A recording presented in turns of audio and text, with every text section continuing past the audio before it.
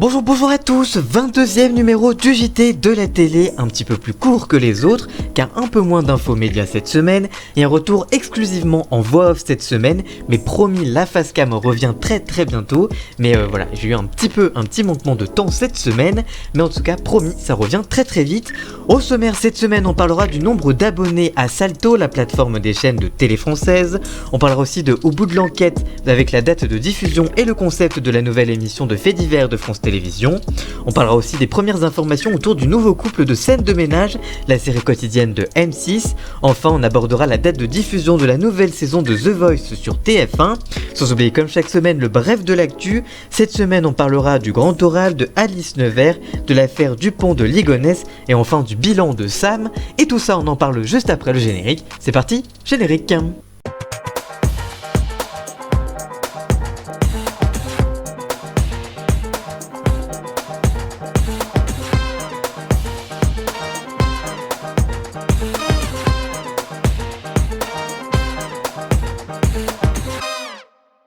Et on commence cette émission avec le bref de l'actu. En quelques minutes, on résume les 4 infos qui ont marqué la semaine. Et on commence avec l'émission de la semaine qui est le grand oral.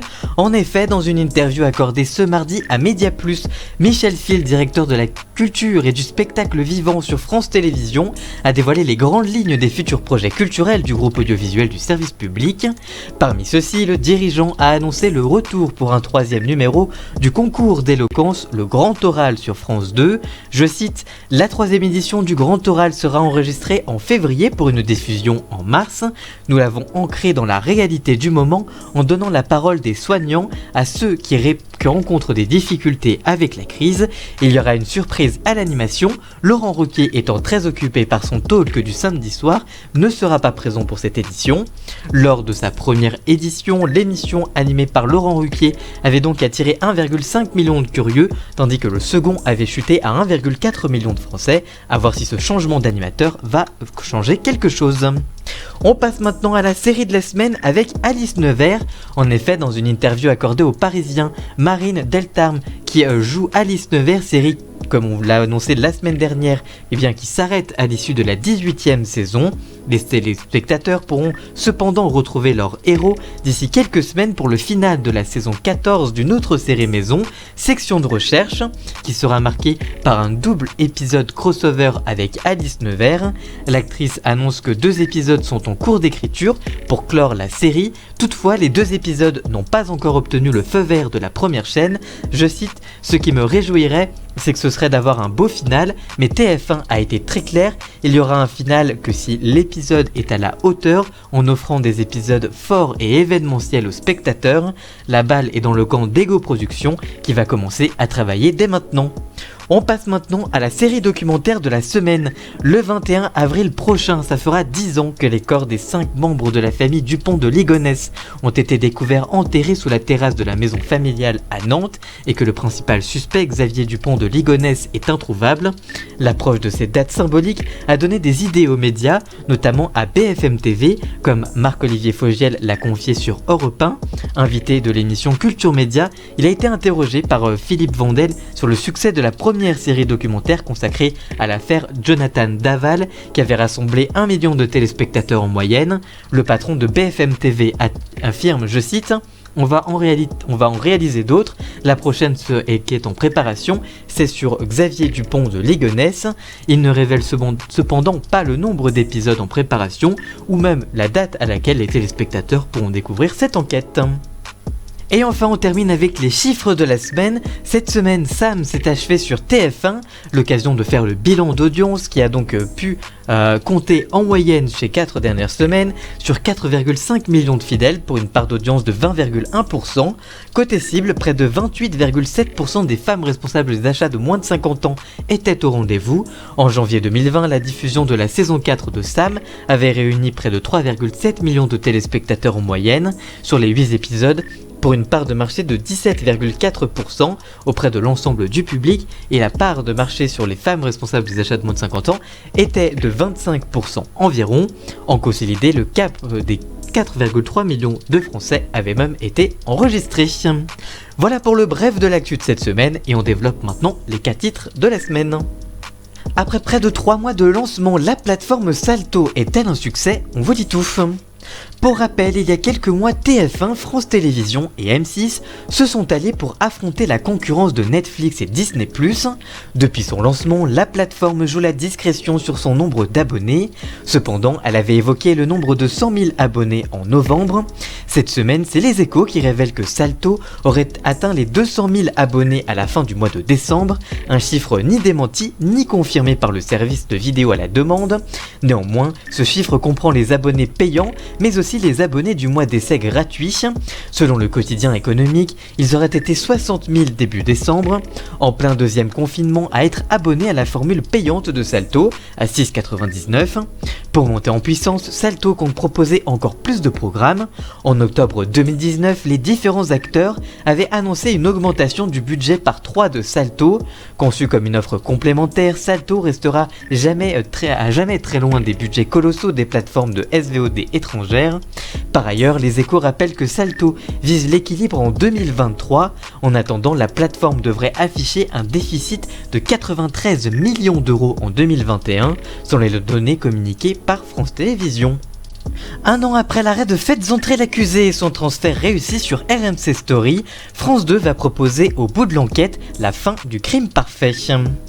Au bout de l'enquête sera dédié au cold case, ces affaires restées parfois 50 ans sans résolution et qui, à la faveur d'un indice oublié, d'un témoignage inattendu ou d'une expertise scientifique innovante qui ont permis de confondre le ou les coupables.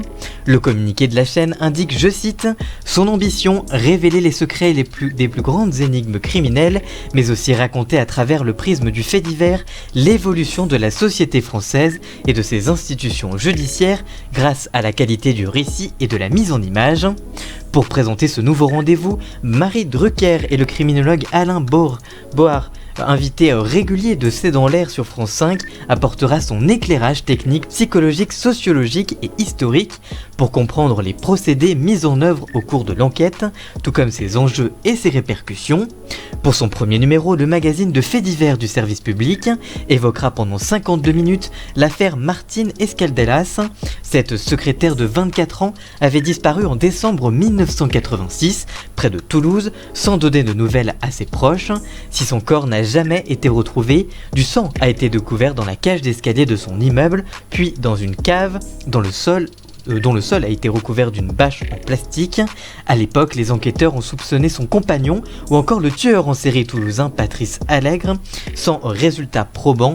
Mais en 2016, 30 ans après les faits, une lettre signée d'une ancienne amie de Martine désigne un homme présent dans l'entourage de la victime.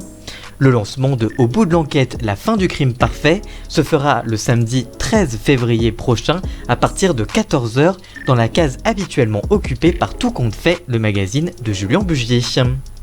À l'antenne depuis 2009, la série française Scène de ménage va voir l'apparition d'un nouveau couple prochainement. C'est au cours du podcast Sérieland d'Europe 1 que Alain Cafpo, le producteur de la série quotidienne de M6, révèle l'arrivée prochaine d'un nouveau couple. Les couples déjà présents, Raymond et Huguette, José et Liliane, Emma et Fabien, Camille et Philippe ou encore Léo et Leslie resteront de la partie. Ce nouveau couple, qui ne remplacera pas donc un binôme déjà en place, il s'agira simplement d'une extension naturelle de la série, explique le producteur.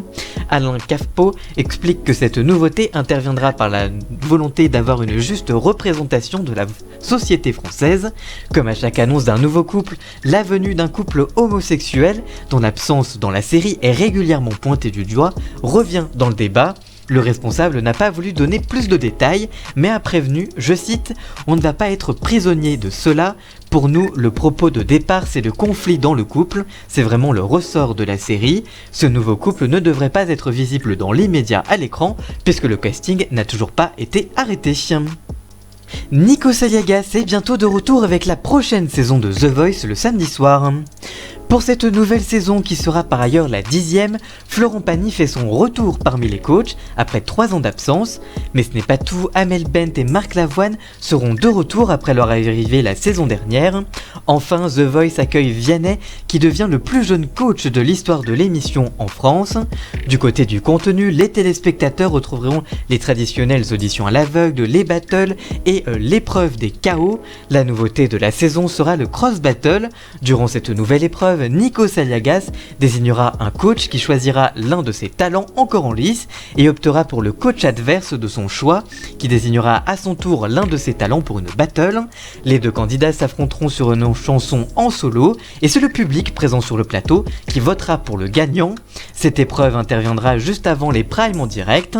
Les cross battles auront un enjeu supplémentaire pour les coachs, car ils n'auront pas forcément le même nombre de talents pour l'étape des directs.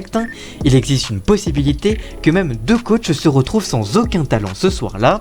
Comme chaque année, TF1 proposera une deuxième partie de soirée, mais sous une nouvelle formule. En effet, Nikos Aliagas se retrouvera seul sur un plus petit plateau en tout cas, avec les 4 coachs pour débriefer la soirée et revenir sur les plus belles prestations du Prime.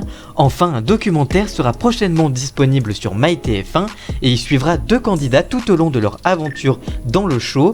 Côté audience, le bilan de la saison 9 a enregistré un bon bilan, notamment grâce au confinement. En moyenne, The Voice avait été suivi par 4,6 millions de téléspectateurs, soit 22,5% du public sur TF1. Côté cible, le programme avait captivé 31,7% des femmes responsables des achats de moins de 50 ans. Et c'est le samedi 6 février prochain que TF1 diffusera à partir de 21h05 la 10e saison de The Voice présentée par Nikos Aliagas. Voilà, j'espère que ce nouveau JT de la télé vous aura plu. Si c'est le cas, n'hésitez pas à le liker, le commenter, le partager. Merci encore à Jason alias Ian Scott pour la musique d'ambiance et le générique. Tous les liens sont dans la description évidemment. Et nous on se retrouve très vite pour une toute nouvelle vidéo. A très bientôt, ciao.